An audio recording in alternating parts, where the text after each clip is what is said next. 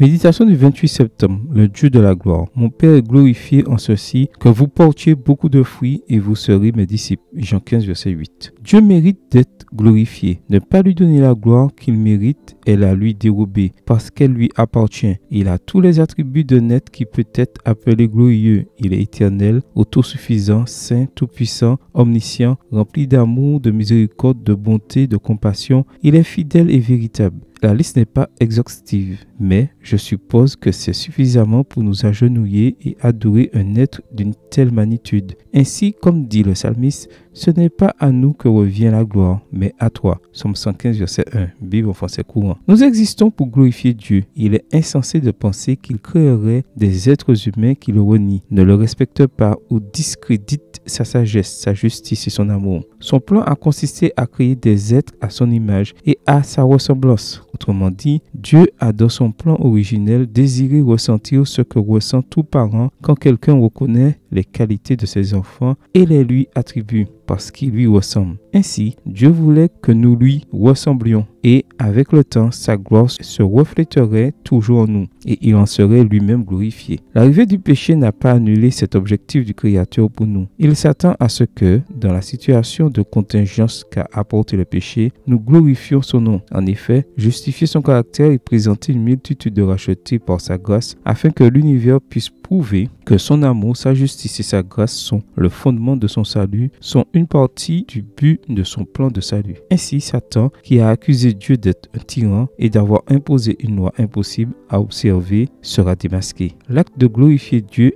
impliquant beaucoup de choses, il nous a donné les informations dont nous avions besoin pour que nous ne soyons pas trompés. Dieu est glorifié lorsque nous portons beaucoup de fruits. Comment pouvons-nous porter beaucoup de fruits? Il n'y a qu'une seule façon d'y arriver, en nous connectant chaque jour à Jésus. Seuls les sarments unis à la vigne peuvent rester productifs. La vigueur des sarments dépend de leur union vitale à la vigne. En résumé, aucun sarment ne peut donner du fruit par lui-même. Pour que cela s'accomplisse, nous avons la promesse que Dieu continuera à nous purifier, alors son nom recevra encore plus de gloire. Amen. Bonne journée à vous et que le Seigneur vous bénisse.